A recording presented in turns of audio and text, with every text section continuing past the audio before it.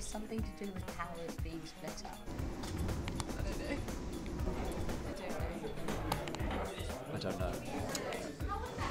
I have no idea. Federalism is when the government is in control of everything and they rule everyone's lives, and they're like the one dominant force, and who basically tell everyone what to do and they have to do it.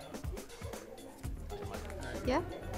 I'm guessing federalism is when the nation adopts the form of a federal state.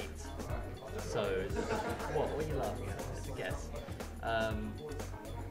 So like a federation, sort of like it's when the government and business sort of coalesces into one sort of big mash of capitalist evil. I don't know. Federalism has impacted and shaped American government from its very beginnings. Over the course of American history, federalism has constantly shifted and changed forms, never allowing the different branches of government to retain the same powers or rights outside of what the Constitution guarantees. Many different types of federalism exist in both the world and in the past and present American government. Federalism is defined as a form of government in which groupings of states or different groups are under the ruling of one central power. Federalism, asserted by Madison, avoids the danger of too much power into the hands of a few. Federalism involves division of power between the national government and the 50 individual states. There are three phases of federalism: dual federalism, corporative federalism, and new federalism. The first, dual federalism, between 1980 till 1920, holds that the federal government and the state governments are co-equals, each sovereign. This means they remain supreme within their own sphere of influence. This form of federalism is often referred as layer cake federalism. This is because each level of government is seen as separate. National government have authority over national matters, whereas state governments have authority over state matters. The second, corporative federalism, was during 1930 till 1960s, where the federal government had become more powerful. Corporative federalism views that national and state government share policy making and cooperate together to solve problems. This form of federalism is often referred to marble cake federalism, as it grew from the policies of the New Deal era and the need for national government to increase government spending and public assistance programs during the Great Depression.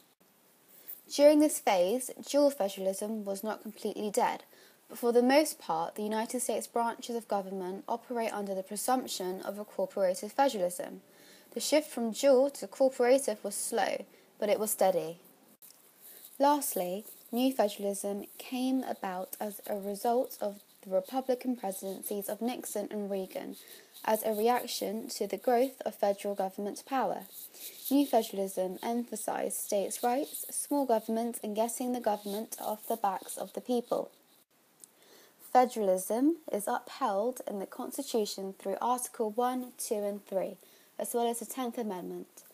Although there is no direct use of the word federalism in the Constitution gives states equal representation in the Senate. In addition, the Constitution specifies that an amendment can only pass with the agreement of 3/4 of the state. It is said that in the USA, all politics is local, which is hardly surprising in a country so large and diverse. US federalism has many advantages. It provides an additional set of checks and balances on the exercise of power, guarding against and over powerful central government. It allows for the diversity and traditions of the 50 states to be reflected.